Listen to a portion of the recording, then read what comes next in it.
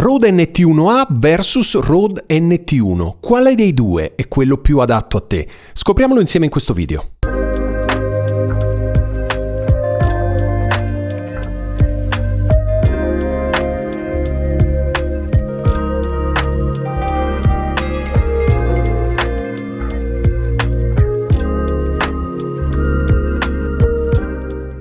Ciao e benvenuto in questo video. Come puoi vedere sono davanti a due microfoni della Rode, l'NT1 e l'NT1A. Li riconosci perché uno è scuro e nero, l'altro è grigio satinato. Questi sono tra i microfoni che io preferisco in assoluto grazie alle loro risposte in frequenza, grazie alle loro caratteristiche tecniche e fra un po' lo vedremo.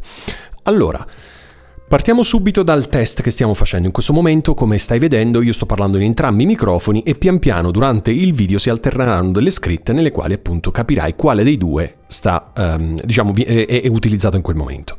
Ok, entrambi i microfoni stanno entrando dentro il Rodecaster Pro, entrambi hanno il fader a metà e un gain di 20, ok? Entrambi, quindi hanno lo stesso volume.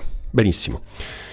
Non è applicato nessun effetto, niente. Anche in post-produzione al massimo potrò alzare un po' il volume di entrambi, ma non applicherò nessun effetto, in modo che tu senta effettivamente come suonano i due microfoni. Come puoi notare non ho messo spugne o pop filter davanti a questi microfoni, perché? Perché voglio farteli prima ascoltare in modo pulito, farteli prima ascoltare così come sono, dopo te li faccio ascoltare anche con la spugna, in modo che tu possa verificare appunto le differenze tra i due microfoni. Allora, partiamo dal dire che i microfoni sono esteticamente identici, tranne per il peso, perché il Rode NT1 pesa leggermente di più, parliamo di qualche grammo, rispetto all'NT1A. Queste sono le uniche differenze estetiche, ovviamente a parte il colore, che tu noterai nel corpo del microfono. Le differenze sono dentro, ovviamente, perché? Perché questi due microfoni differiscono tanto, perché l'NT1 è un microfono molto flat, nel senso che lo vedrai dai grafici che ti sovrappongo durante questa chiacchierata, la risposta in frequenza dell'NT1 è veramente piatta, tranne leggermente nella parte bassa dove ovviamente c'è sempre un taglio e leggermente un taglio anche nella parte altissima. A parte questo è assolutamente flat. L'NT1A invece ha un taglio maggiore nella parte bassa, come puoi vedere, e ha tante piccole enfatizzazioni nelle medie e nelle alte che servono appunto a dare un colore al suono. Ora, quale dei due io preferisco? L'NT1. Perché? Perché mi piace questo suono molto più neutro. Perché poi è possibile, è più facile da un certo punto di vista in post-produzione, laddove è necessario, perché non è detto che sia necessario, andare appunto a lavorare per equalizzare, comprimere, migliorare diciamo il suono.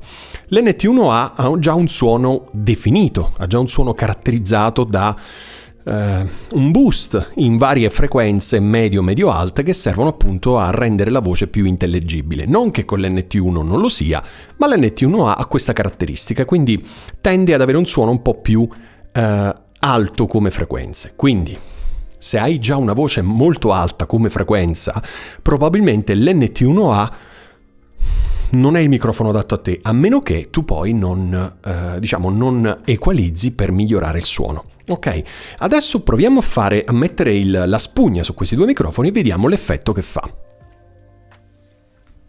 Io abbasso il volume nel frattempo così evito di farti sanguinare le orecchie.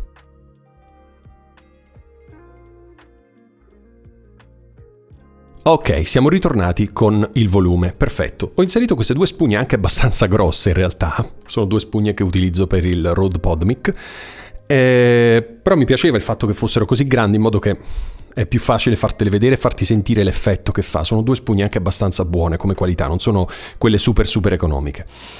Allora, adesso stai sentendo i microfoni con la spugna, quindi senti come il suono in un certo senso è un po' cambiato.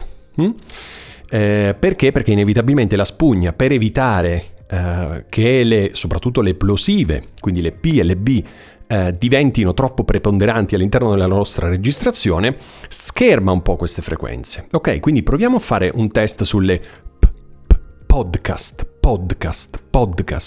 pizza. Ok? Senti come la P è B, B, barca, bar, pizza, non so, hai altre parole a caso da suggerirmi?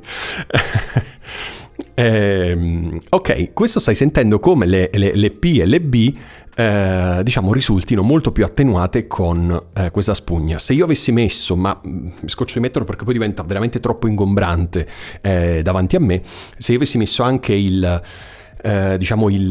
l'antipop che esce in dotazione con entrambi i microfoni, perché poi ti racconto questa cosa, avrei attenuato ancora di più queste frequenze. Quindi se tu non hai grossi problemi, soprattutto adesso in video, ma nel tuo studio vuoi mettere la spugna, vuoi anche aggiungere il filtro antipop o soltanto uno dei due, insomma ti consiglio di fare dei test perché funzionano abbastanza bene.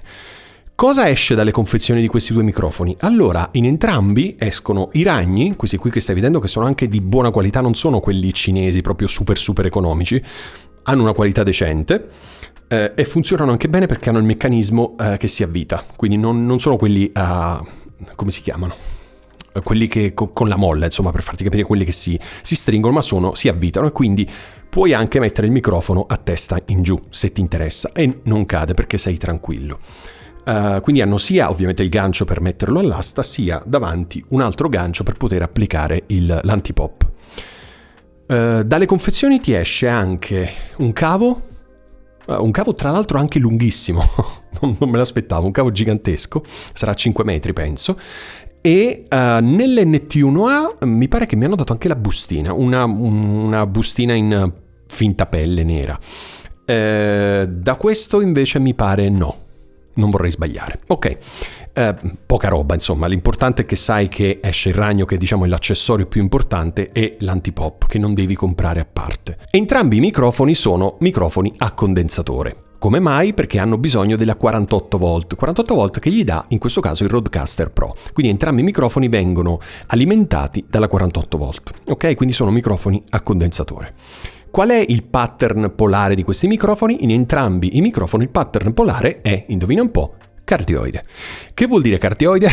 Io lo spiego in quasi tutti i video perché melius abundare quam deficere. Quindi, pattern cardioide che vuol dire che questi microfoni entrambi hanno come se fosse un cuore davanti a loro, la cui punta è la mia bocca. Quindi prendono questo suono qui e in teoria respingono sempre di più il suono che viene di lato e dovrebbero azzerare il suono che viene alle spalle.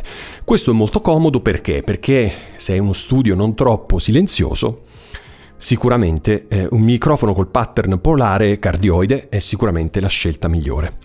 Cos'altro dire su questi microfoni? Non hanno nessun tipo di levetta, manopolina o altro, quindi non hai il filtro passalto, non hai l'attenuatore, non hai la scelta tra i pattern polari. Sono microfoni così come li vedi, il corpo è pulito, nel senso non c'è proprio nessun tipo di settaggio che puoi fare sul microfono. Ok, quindi li attacchi, gli dai la 48 volt e funzionano. Questi microfoni hanno un costo, se paragonato alla qualità audio che io mi auguro tu stia percependo, non te l'ho detto prima, ma se metti le cuffie è sicuramente meglio, magari se non le hai ancora messe metti le cuffie per cortesia e riascolta questo video dall'inizio. Ho dimenticato di dirlo, ma di solito dimentico sempre di dirlo perché do per scontato che le persone, soprattutto in video come questi, mettano le cuffiette appunto per ascoltare meglio. Però se non l'hai fatto, metti le migliori cuffie che hai a disposizione, in modo che riesci davvero a percepire la differenza, perché c'è una differenza tra questi due microfoni. Dicevo, entrambi i microfoni hanno un costo assolutamente contenuto. Leggo, in questo momento nel quale ti sto facendo il video, su Amazon si trova a 199 euro l'NT1A e 229 l'NT1. Quindi parliamo veramente di, in assoluto, cifre relativamente basse per la qualità che stai ascoltando, ma la differenza tra 199 e 229 è veramente minima. Quindi non sceglierai uno perché costa di meno rispetto all'altro, perché parliamo di spiccioli, quindi non ha assolutamente senso comprare quello che costa meno. Devi comprare quello che ti piace di più. Quindi io ti ho raccontato quale mi piace di più, e cioè l'NT1, ma non vuol dire che l'NT1 sia il migliore. Non esiste il migliore. Il migliore non esiste. Neanche il Neumann U87 è il migliore in assoluto, perché ovviamente dipende dalle voci, dipende da che cosa devi registrare. Soprattutto, te l'ho detto 1000 volte, se registri in uno studio non acusticamente trattato, il Neumann hai buttato 3.000 euro fondamentalmente, perché il Neumann suonerà uno schifo. Quindi, fermo restando che non esiste il microfono migliore in assoluto, quale dei due è più adatto a te? Questo devi saperlo tu. non posso certamente dirtelo io.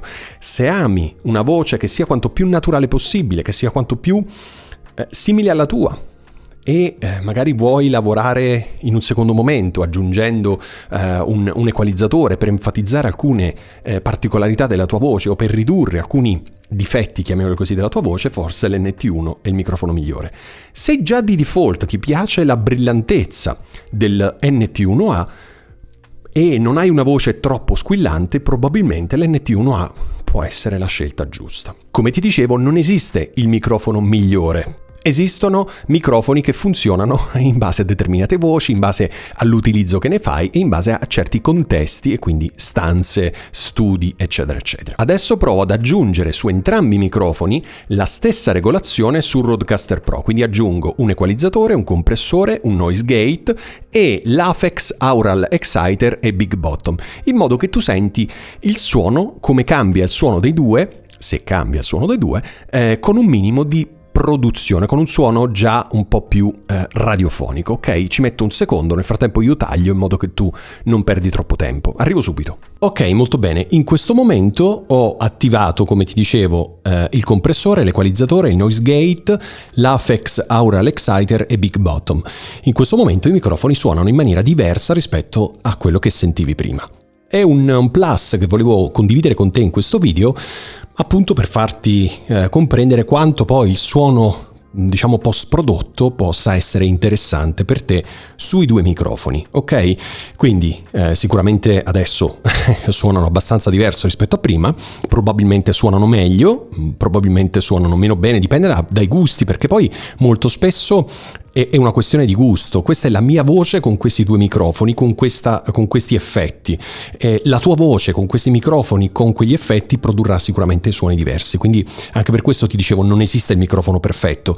Esiste il microfono più adatto a te in questo momento. Certo, anche 199 e 229 potrebbero essere tanti e quindi magari non ci arrivi. Sicuramente ci sono tanti altri microfoni che funzionano bene, magari non così, ma comunque sono più che accettabili, perché ricordiamoci sempre che le persone ascoltano i nostri podcast con gli auricolari e molto probabilmente sono auricolari dello smartphone, quindi neanche auricolari di chissà quale qualità. Quindi anche un microfono più economico può andare bene lo stesso. Tra l'altro sul mio canale trovi e troverai delle recensioni di microfoni anche molto più economici. Ok, io credo che per questo video ti ho raccontato un bel po' di cose. E come al solito, niente, prima di salutarti ti chiedo di iscriverti al mio canale e di cliccare sulla campanellina in modo da essere sempre aggiornato sui miei prossimi video. Per ora è tutto, alla prossima, buona registrazione!